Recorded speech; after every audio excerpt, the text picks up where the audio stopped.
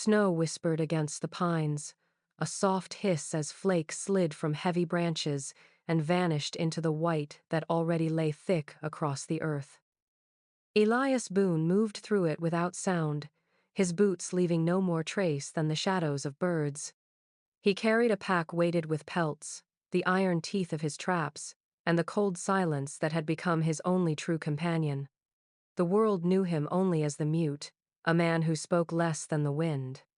In the trading post, they said he'd once had words, once had a family, but that the mountains had taken both. No one pressed him for truth. Men like him didn't invite questions. The breath from his lungs plumed and faded, steady as a metronome, as he crossed the ridge toward his camp. The smell of pine pitch lingered on his coat, smoke faint in the distance where his fire still burned low in the stove. His traps had given up 2 foxes and a rabbit that day, enough to stretch into coin if the thaw came before rot. He thought of nothing more than warmth, stew, and sharpening the blade at his hip. Until he saw them. Tracks. At first, they didn't register. Too small, too light, almost lost in the fresh snow. He crouched, gloved hand brushing over the impression. Toes. Not hooves, not paws, not moccasin. Bare feet. He followed the line a few paces, tracing the shallow dips that wandered across the ridge. The stride was uneven, hesitant. He counted 1 set, then 2, then realized there were more. 4, perhaps. The prints crisscrossed each other, weaving like frightened birds across the snow. He set his jaw. The wild was no place for bare feet. Elias rose, scanning the tree line. The silence pressed harder, the kind that came before something broke. He knew the forest's language, the rush of hares, the whisper of deer, the scream of hawks, and what he heard now was wrong. No animals moved. Even the crows had gone still. He stepped lightly, following the trail. His rifle shifted against his back as he descended into a shallow ravine. The tracks grew fresher there, edges crisp and unblurred by drifting snow. He touched one and found it damp still, the heat not yet stolen from it. Children. 4 of them. Running or stumbling, he could not tell. But they weren't far. The cold tightened around him as he followed, his mind turning over questions he did not voice. Where had they come from? Why were they alone? Who left them? The land had no mercy for the unprepared. He had seen men die here with rifles and coats, boots and fire, their bodies curled into themselves like seeds that never sprouted. What chance did a child have? Barefoot? No more than shadows against the snow? Elias pushed deeper into the pines, his body moving with the same quiet efficiency it always did, but his chest felt heavier than the pack on his back.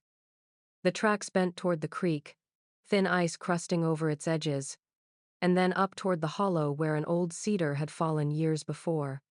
He stopped at the ridge above it, listening. The silence broke. A cough, weak, wet, muffled, but real. He shifted forward, and for the first time in years, Elias Boone felt something stir in the frozen air that wasn't hunger or fear or the endless patience of survival. It was smaller than that, quieter, but it gripped his chest like claws. They were there, 4 figures huddled beneath the cedar, tangled together in rags and shivers, eyes wide in the half-light. Children, no older than 12, no younger than barely walking. And the snow was still falling. Elias Boone exhaled once, the breath hanging like smoke. He did not speak, he simply stepped forward. The cedar lay like a broken spine across the hollow, its roots curled to the sky as if clawing for air. Snow had packed itself thick along the trunk, the drifts forming a crude shelter beneath the arch of the fallen giant. Elias paused on the ridge above, breath low and steady, and listened. The forest was still but for the faint rustle of something alive beneath the tree. Not animal, not wolf, something smaller, more fragile. He descended without hurry, his steps sinking quiet into the powder until the shadow of the cedar swallowed him. That was when he saw them. 4 figures pressed together in the shallow cave of roots and snow. Their bodies knotted as if they could borrow heat from each other and ward off death by sheer will. The eldest was a girl, thin as a rail, her hair matted and frozen to her face. She looked up first, and her eyes locked on him. Not with pleading, not even with fear, but with something harder, defiance sharp as flint. Her arms wrapped around a toddler, a little one no older than 3, whose bare feet poked from the edge of a ragged dress. The child whimpered once, then buried its face in her chest. Beside her crouched 2 boys, perhaps 8 and 6, both gaunt and trembling, their clothes ripped from shoulders to hem. One had blood crusted at the corner of his mouth, the other shivered so violently Elias could hear his teeth knocking. They said nothing. They only stared, wide-eyed, like half-wild animals cornered in their den. Elias's shadow stretched long across the snow. He said no word, he rarely ever did, but he crouched low and unfastened the heavy coat from his shoulders. He laid it out across the ground, not close enough to spook them, but near enough to be seen. The eldest girl narrowed her eyes. She clutched the toddler tighter, suspicion carved into every angle of her face. In that glare, Elias recognized a thing he knew well, someone who had been given no reason to trust. The boys shifted, one inching forward a fraction, then shrinking back as if expecting a blow.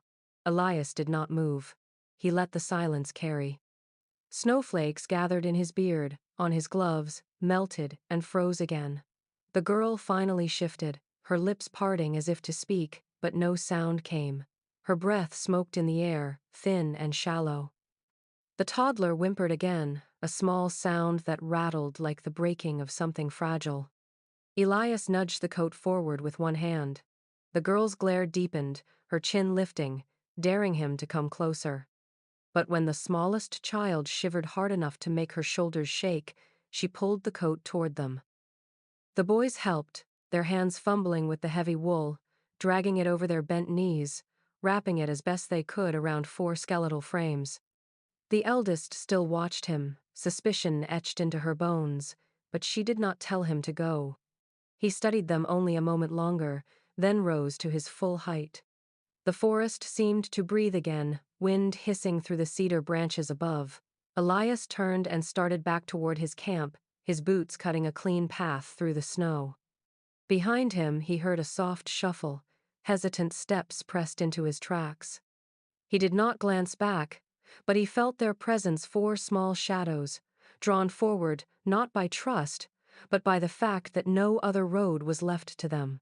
They followed because hunger left them no choice. They followed because cold would not wait. And though Elias Boone walked in silence, each step carried the weight of something new, something he hadn't allowed in years: responsibility.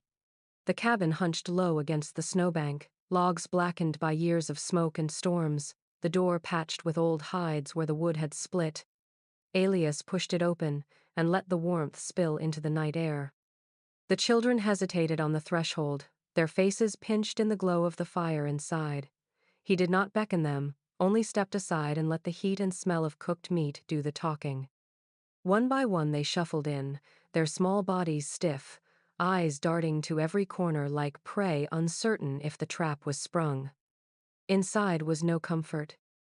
The walls were cluttered with his life, pelts stretched taut, fox and wolf skulls wired above the mantel, iron traps stacked against the far wall, each set of teeth still slick with oil. A man who had lived alone too long left his mark in things that warned others away. The children drew close together in the center of the room, the eldest girl pulling the toddler onto her lap. The boys whispered to each other, casting quick looks at Elias, their voices barely audible over the crackle of the fire. "Hunter ghost," one breathed. "The mute who skins men as easy as wolves," the other added, wide-eyed. The girl silenced them with a glare, but even she clutched the toddler tighter, as if the stories might yet prove true. Elias moved without comment, setting his pack down by the door, and crossing to the stove. He stirred the pot that had simmered all afternoon, the rich scent of rabbit stew thickening the air. He ladled it into rough clay bowls, setting them on the table without ceremony. Steam curled upward, carrying the smell of broth and wild onion. The children stared, torn between suspicion and hunger, their hands twitching with the need to reach. Elias sat down on the far end of the bench, took his own bowl, and began to eat slow, measured bites. The sound of his spoon scraping the clay seemed louder than it was. Hunger won. The girl edged forward first, still glaring at him as if daring him to stop her. She lifted a bowl with shaking hands and passed it to the younger boy. The other followed, and soon all four were hunched over the table, slurping, chewing, devouring, like pups starved out of a den. Elias ate in silence, eyes on the fire, but he did not miss the way their shoulders eased as warmth spread through their thin bodies. The little one, the toddler with bare feet now tucked into his coat, leaned against the girl until her eyelids drooped. By the time the bowls were scraped clean, the child had slumped sideways, cheek pressed to the edge of the table. The girl shifted to lift him, but Elias reached first, steady hands placing the little one gently in his lap. The child stirred once, sighed, and settled against his leg as if it were the most natural thing in the world. Elias froze, his hand hovering in the air. The fire popped, throwing sparks into the shadows. Something cracked inside him, something he had buried so deep it had turned to stone. He remembered another weight, smaller still, swaddled in cloth, a life that had not lasted through a winter long ago. He had built these walls to keep out that memory, to smother it with traps and furs and silence. And yet, here it was, breathing soft against his thigh, warm and fragile and real. The eldest girl watched him, suspicion still etched into her narrow face, but she did not snatch the child away. She only pulled the boys closer, her eyes flicking between the skulls on the wall and the man by the fire. The room filled with their quiet breathing, the faint hiss of snow against the logs outside, and the steady crackle of flame. Elias stared into the fire, his hand lowering at last to rest lightly against the child's back. He had no words for them, no comfort he knew how to give, but something inside him shifted. For the first time in years, silence felt less like a wall and more like a promise. The morning broke gray and brittle, light filtering through the frost-cloaked pines like smoke. Elias rose before the children stirred, pulling on his boots with the slow care of a man long used to waiting. The fire had burned low, its embers glowing faint in the hearth, but the room was still heavy with the warmth of bodies, with the smell of rabbit stew clinging to the air. The girl slept propped against the wall, her arms looped protectively around the toddler. The boys lay tangled in his coat, breaths shallow but steady. For a moment, he let himself watch them, the way their faces softened in sleep. The sharp edges of fear eased for a little while. Then the forest spoke. It was faint at first, drifting through the stillness men's voices carried on the wind. Rough, harsh, the kind that had lived on liquor and violence. Elias stiffened, head turning toward the sound. He could hear the rhythm of boots crunching through snow, the metallic clatter of rifles shifting against shoulders. Words sharpened by cold and intent, searching, calling to one another with the short, ugly bark of hunters. The eldest girl was awake before he reached for his rifle. Her eyes widened, and she pulled the toddler tighter against her chest. She didn't cry out. She leaned forward and whispered, her voice dry as pine bark, "They're after us." Her lips trembled, but her tone was hard. "They burned the wagon. Mama's gone." The words hung heavy, filling the room like smoke. The boys woke at the sound, their bodies jerking with recognition of the voices outside. One scrambled behind the girl, clutching her sleeve. The other looked at Elias, his eyes wet and wild, waiting for judgment. Elias didn't ask. He didn't press her for the rest, for details of fire and screams, of men who had turned children into quarry. His face gave nothing, but his hand rose, palm down, pressing air with a gesture that meant silence. He crossed to the far corner of the cabin, where the floorboards had been pried loose and replaced so many times the nails no longer fit tight. He crouched and lifted one plank. Beneath yawned the shallow crawl space, lined with earth and shadow, smelling of dust and pine roots. The girl understood before he needed to motion. She nudged the boys forward, her eyes fierce as she hissed at them to move. They crawled in, the smaller one whimpering, the elder biting his lip to keep sound from spilling out. She followed, pulling the toddler with her, pressing the little head against her chest to muffle any sobs. Elias lowered the plank back into place, pressing it until the seam vanished into the dark grain of the wood. He stood over it, rifle in hand, as the voices drew closer. Outside, snow crunched beneath boots. A man cursed, his voice raw and cracked from drink. Another answered, laughing low, talking about rats hiding in these woods. Elias's jaw tightened, but his face stayed blank. He stepped to the door and waited, shoulders loose, heart slow, the same way he had always waited for a wolf in a snare, for a bear nosing the bait line, for death that came like weather. The children lay beneath his feet, holding their breath, pressing themselves into the cold earth as if they could vanish into it. The men passed through the timber, their words carrying sharp and cruel through the morning air. Elias did not move, did not make a sound, but every muscle in his body was drawn like a bowstring. The cabin stood quiet, no smoke rising, no sign of life. The men's voices faded slowly, swallowed by the trees. When at last the silence returned, heavy and absolute, Elias crouched again and pried the boards loose.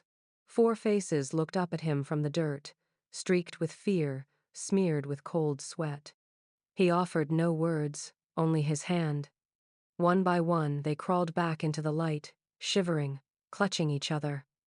The girl met his eyes, her chin trembling with the effort to hold steady. She did not thank him, she did not beg. She only nodded once, the smallest gesture, but it carried the weight of trust. Elias set the plank back in place, smoothed it down, and rose to his full height. The forest outside was watching. He could feel it, the shadows of the timber pressing close, carrying danger with every shift of wind. But inside, for now, the fire crackled again, faint and stubborn, and 4 children were still breathing. The pounding shook the door like a drum beat, sharp enough to rattle the hanging traps on the wall. Elias stood in the center of the cabin, rifle slung across his back, axe leaning against the post within reach. He didn't move at first. The children were already gone beneath the floor, their whispers pressed into silence, their small bodies curled against the dirt. The youngest had whimpered once before. The girl clapped a hand over his mouth, her eyes wild and pleading. Now the only sound was the hammering fist outside, and the cold, slurred voice that followed. "Boone, you in there, mute? Open up." The demand cracked through the still air, laced with drunken swagger. A second voice joined in, rougher, the scrape of boots shifting on the porch. "Ain't no use hiding. We know you trap out here. You got pelts, food, maybe more." A pause. Then a third man laughed, high and cruel. "He's seen 'em. 4 little rats. Bet he's hiding them right now." Elias moved to the door, slow, steady. He didn't unbar it. He didn't answer. He planted his feet wide, one hand loose near the axe haft, and waited. The pounding came again, harder, the wood groaning under fists. "We'll tear it down if we have to," the first voice growled. Still, Elias said nothing. Silence was his armor, and he wore it like iron. The men cursed outside. One spat, the sound wet against the frozen ground. "Figures. Damn mute don't know how to answer. Probably thinks he's some kind of ghost." Another voice pressed closer to the crack of the door. "You hear me in there? You can't keep 'em forever. Those kids are marked. They're ours." The laughter that followed was the kind that came from men who had burned wagons, who had taken what they wanted and left graves behind. Elias let the words pass over him like wind. He stood, still as a pine, only his fingers tightening around the haft of the axe. The silence stretched, heavy, until the men muttered among themselves. "He ain't worth it. Not now. Snow's coming again. We'll be back." Boots crunched on the porch, fading with grudging steps. One called back over his shoulder, voice sharp with threat. Mute, don't scare us. You can't protect no one. We'll have what's ours soon enough. The last laugh drifted into the trees, swallowed by the timber's shadows. Elias stayed where he was until the sound of boots was gone, until even the birds began to stir again, cautious wings breaking the stillness overhead. Only then did he release the haft of the axe, his knuckles pale from the grip. He unbarred the door, opened it a crack, and watched the snow-covered clearing. Tracks led back into the forest, 3 sets, pressed deep, already collecting powder. He shut the door without a sound, lowered the bar back into place, and crouched at the corner of the room. His fingers lifted the loose plank, and 4 pairs of eyes blinked up from the dark below. Wide, fearful, reflecting the firelight like trapped animals. The girl clutched the toddler so tight, he whimpered against her chest. The boys' faces were streaked with dirt and silent tears, their lips trembling from holding in cries. Elias reached down, his hand rough but steady. One boy climbed out first, then the other, then the girl with the toddler. They huddled together, shaking, their small frames rigid as if waiting for another knock. The girl's glare tried to mask it, but even she could not hide the terror that had sunk into her bones. The cabin was quiet again, save for the crackle of the fire and the faint wind pressing at the shutters. The children pressed close to one another, their eyes flicking to Elias as though waiting to see if the silence meant safety or doom. He didn't speak, didn't try to ease their fear with words he rarely used. Instead, he moved to the hearth, stoked the flames until they roared brighter, and set another pot to boil. The light swelled, pushing back the shadows. The children didn't relax, not fully, but their breaths slowed, their trembling eased. For tonight, they were still alive. The men had gone, but Elias knew the threat in their laughter. They would return, and when they did, silence might not be enough. The days fell into a rhythm, slow and cold, each one bound by the rhythm of the forest and the hunger that always stalked behind it. Snow lay heavy on the pines, muffling sound, muting the world into something that felt secret. Elias rose before dawn and found the children already awake most mornings, huddled together near the stove, waiting for him without speaking. He never told them to follow, but they did. When he pulled on his boots and stepped out into the brittle morning, their small shapes trailed after him through the drifts, quiet as shadows. He showed them first how to set a snare. He crouched low by a rabbit run, his hands steady as he shaped the wire into a loop, anchoring it against the sapling bend. The eldest girl watched with eyes sharp as a hawk's, memorizing each movement as though she could sketch it in her mind. The boys leaned closer, their breath fogging the air, fidgeting until he nudged them back with the blunt end of a stick. He caught their gaze and held it, showing them with a tilt of his hand how patience mattered more than speed. They nodded, solemn as men, though their cheeks were still round with youth. Boots mended next. He laid out scraps of hide on the table, thread and bone needle beside them. The leather was stiff, rough work, but he guided the eldest girl's hands, her fingers clumsy at first, then steadier. She didn't speak to him, not beyond a few whispered words to the little one on her lap, but she met his eyes more often now. The boys took turns pushing the awl through leather, grinning when they managed to pierce clean. They had a hunger to learn that reminded Elias of younger versions of himself, before silence had taken root in him. At the creek, where ice crusted thick over the shallows, Elias chipped holes and dropped lines baited with scraps. The boys crouched so close, their knees soaked through from snow, peering into the dark water, as though the fish might rise out of it by sheer will. The girl stayed back with the toddler, wrapping him in layers of Elias's old furs, but her eyes never left him. She watched the way he balanced, the way he scanned the tree line even while waiting for the pull on the line. Her gaze carried suspicion still, but it was softer at the edges now, edged less with defiance and more with reluctant trust. Nights were different. In the glow of fire, with the storm whispering against the shutters, the children gathered around him, restless with questions. They begged for stories, but Elias had none to speak. His voice had long ago withered into something rough and broken, a tool he rarely used. So instead he reached for his knife and scraps of wood. He carved while they watched, the shavings curling like snow into his lap. A bear took shape one night, teeth bared and paws heavy, a wolf the next, lean and sharp-eyed. The boys fought over who would hold them until the girl silenced them with a look. Then, one evening, when the fire burned low and the children leaned against one another half asleep, he carved something different. A figure, broad-shouldered, arms cradling a child close to its chest. The lines were rough, the face barely formed, but the shape was unmistakable. He set it down on the table without comment. The girl reached for it, her hand slow, reverent. She studied the wood in the firelight, her lips pressing together.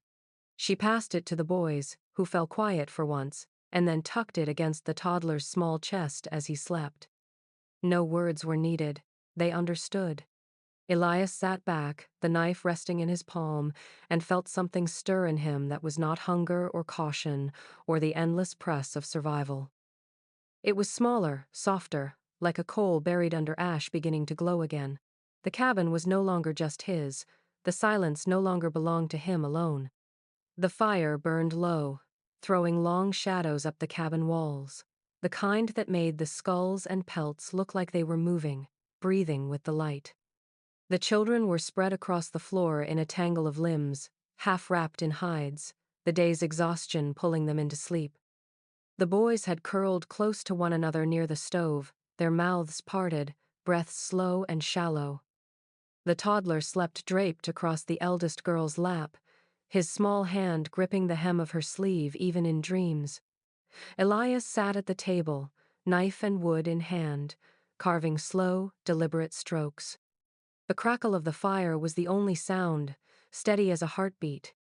The girl had been quiet all evening. Her dark eyes tracked him as he worked, flicking from the knife to the shavings at his feet, then back to his face. Suspicion lingered there, but something else too, something heavier that seemed to press against her ribs until she could no longer contain it. At last, when the fire sank to embers and the walls seemed to close in with the weight of silence, she spoke.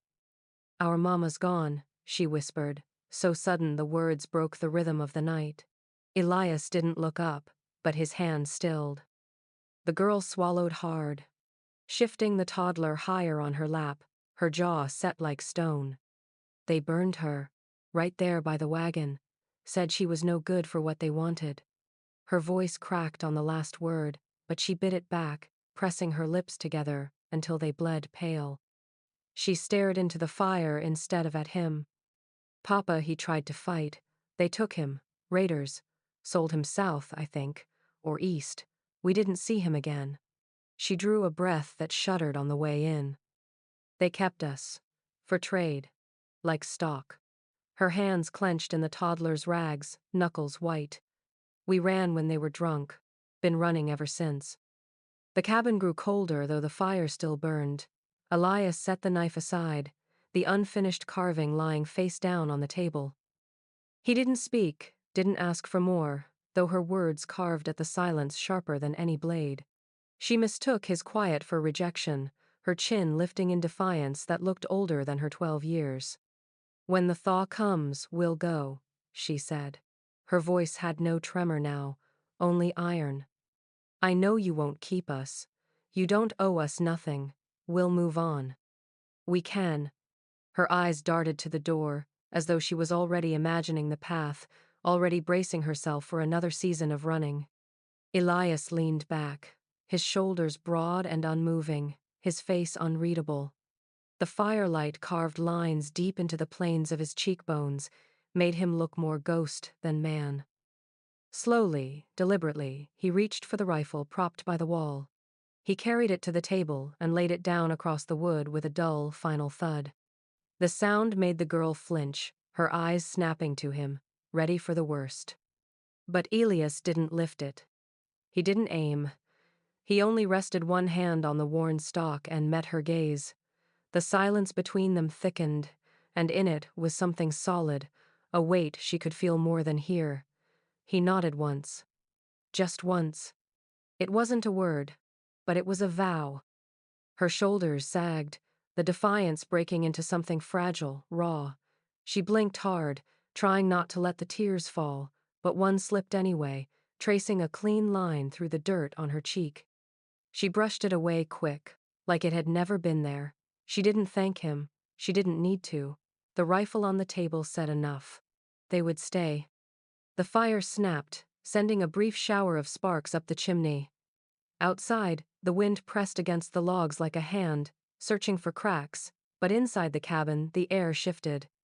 It no longer felt like a place of hiding. It felt like a place where, for the first time, no one would be taken. Elias leaned back in his chair, eyes never leaving the flames, and for the first time in years, the silence carried something like peace. The first glow came as a smear against the dark, faint at first, then brighter, flickering between the black lines of the trees.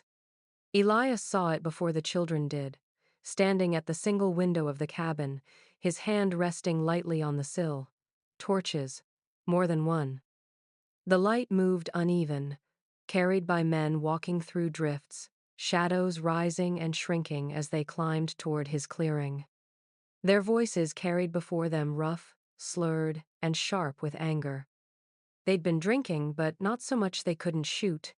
Inside, the children stirred. The eldest girl clutched the toddler close, her face pale in the firelight. The boys pressed against the wall, wide-eyed. Elias didn't speak, but one look was enough. He lifted the loose planks of the crawlspace, nodding once. The girl didn't argue. She herded the others into the dark, whispering harshly to keep them silent, her own fear pressed down so deep it hardened her voice. Elias lowered the boards back in place, pressing them tight until they looked like nothing more than part of the floor. Then he doused the fire. The cabin fell into shadow. The men reached the porch first, boots thudding against the boards, voices jeering. "Mutes in there," one spat. "He's hidin' 'em. Knew it soon as I seen his face." Another slammed a fist against the door. "Open up, ain't no use playin' dumb." The third voice was lower, meaner. "We'll burn him out if we have to." Elias stood in the dark, steady as the walls themselves, one hand wrapped around the haft of his axe. The torches outside threw orange light through the slats, shadows writhing on the floor like snakes. He didn't move until he heard the crunch of boots circling the cabin, the scrape of a rifle stock against the shutter. Then he acted. The first man stepped off the porch, boot sinking where snow should have been solid. The steel trap snapped with a metallic scream, iron teeth closing around his leg. His howl shattered the night, a high, ragged sound that carried through the trees. Before the others could react, another trap closed, this one catching the second man's arm as he tried to wrench it free of the window ledge. Blood sprayed black in the torchlight. Elias moved then, the cabin door swinging wide. He came out like a shadow made flesh, axe gleaming in the firelight, knife strapped at his side, rifle slung across his back. The trapped men flailed, screaming, one dropping his torch into the snow where it hissed and smoked.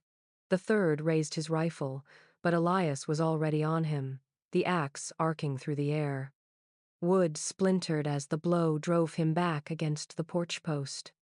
The fight turned fast and brutal. No shouts from Elias, no wasted movement, just steel and silence. The man with his arm in the trap tried to raise a pistol with his free hand. Elias's knife caught him first, burying deep into his shoulder. The man went down thrashing, his blood steaming against the snow. The one caught by the leg tried to crawl away, but Elias tore the rifle free from his own back and fired once, the crack echoing through the forest. The body stilled. The last one standing stumbled into the trees, clutching his bleeding side, curses spilling from his mouth. He didn't look back. His torch bobbed wildly in the dark until it vanished. Elias didn't follow. He stood in the snow, chest heaving, the silence of the woods closing back in around him.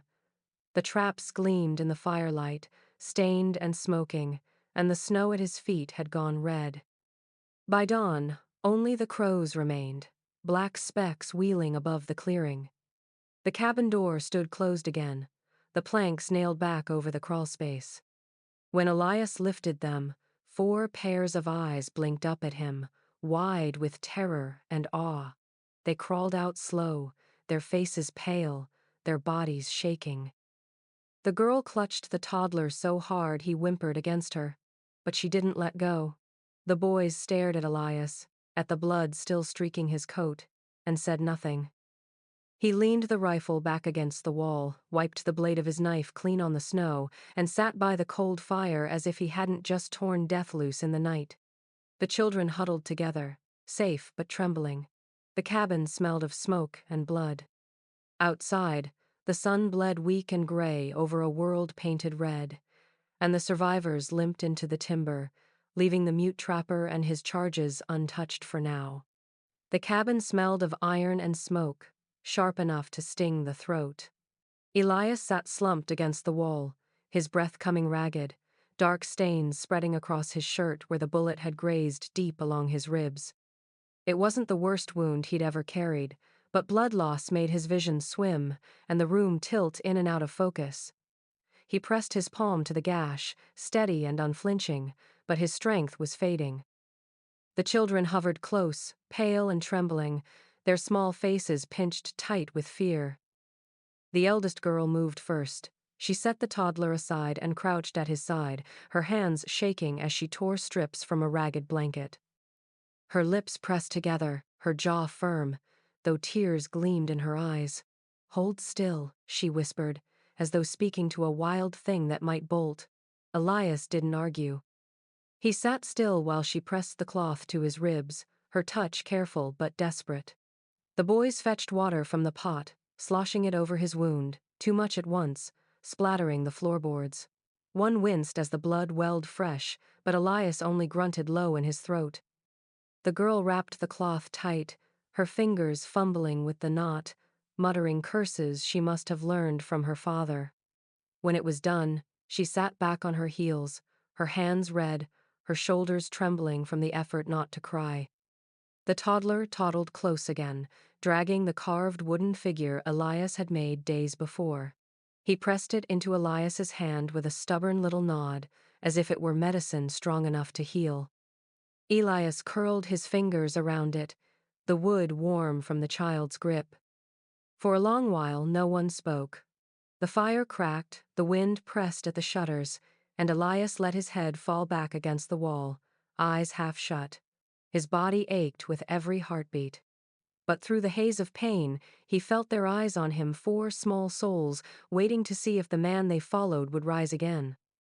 It was the eldest who broke the silence. Her voice was raw, small, but steady. "You can't die, not now, not after all this." She looked at him hard, as though trying to command him by will alone. Then she said it, quiet, trembling, but clear. "Pa." The word hung in the air heavier than the scent of blood. The boys echoed it, uncertain at first, then firmer. "Pa."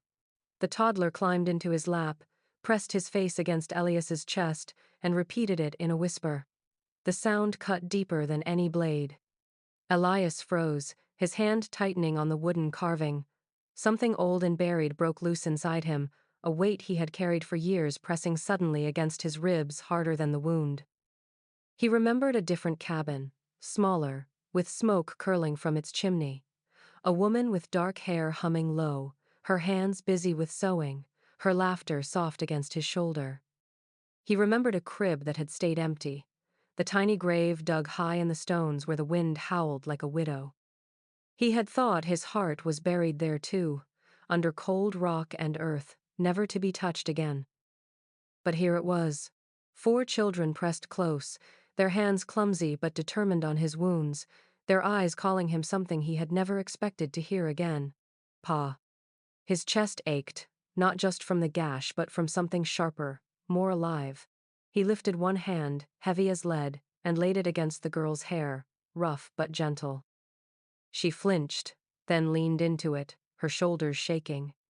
The boys pressed closer, the toddler dozing against his ribs. Elias Boone, the mute, the trapper who lived by silence and steel, shut his eyes and let the word root itself deep inside him. He had thought he was nothing but a ghost of a man, but in that moment, in the circle of their fragile warmth, he knew he hadn't buried his heart after all. It had been waiting, stubborn as the pines in winter, to be called back to life. The snow melted slow, retreating in patches from the roots of pines and leaving the ground slick with mud. The creek, once sealed under a hard crust of ice, now sang loud with thaw water rushing fast and restless. Birds returned to the branches, their calls sharp and insistent, stitching sound back into the wilderness. Where once the world had been only white and silent, now it was green and full again. Elias Boone moved through it different than before. He carried his traps still, his rifle slung across his back, but the rhythm of his days had shifted. He no longer walked the lines alone. 4 sets of smaller footprints pressed into the soft earth beside his. The cabin had changed too. Once, its walls had been lined with only pelts and skulls, markers of death and solitude. Now, scraps of leather and half-mended boots littered the table. Wooden figures, rough but full of life, stood in rows along the mantel, carved by Elias's knife and painted clumsily by the boys with berry juice. The toddler's laughter filled the corners where silence had ruled for years. The eldest girl had taken to humming while she worked, the sound thin at first but growing steady, a thread of life woven into the timbers. The cabin was no longer a den of one man's survival. It was a home. Elias still spoke rarely.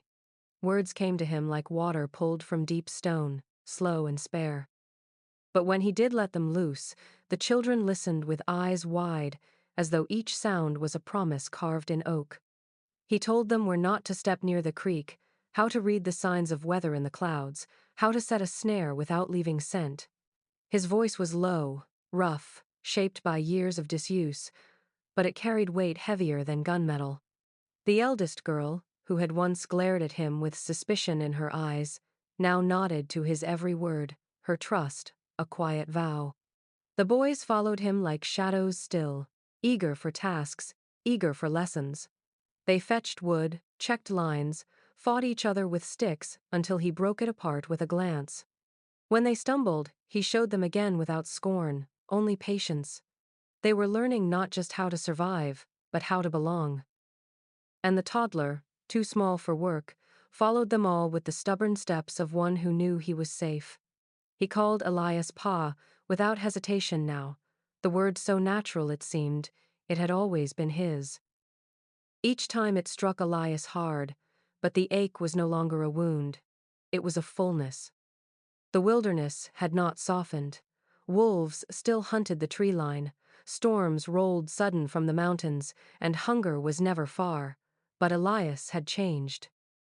He felt it in the way he stoked the fire higher at night, not for himself but for the children sleeping near it. In the way his eyes searched the horizon not just for danger, but for signs of spring flowers the girl might smile at, or fish fat enough to fill the boys' bellies. Survival was no longer enough. One evening, as the sun sank behind the ridge and painted the snowmelt gold, Elias sat on the porch while the children tumbled in the yard, their laughter bouncing sharp against the pines. He watched them run, fall, rise again, their joy louder than the creek's roar. He let the sound soak into him, deep, until it felt stitched into his bones. For years he had thought himself empty, hollowed out by grief. But here they were, proof he had not been buried yet. The mute trapper, once only a ghost among trees, sat with his rifle at his side, his axe propped against the rail, and knew he was no longer just surviving. He was living. Because 4 children had found him in the snow and taught him without words that some things were worth keeping. And he would keep them as long as breath stayed in his chest.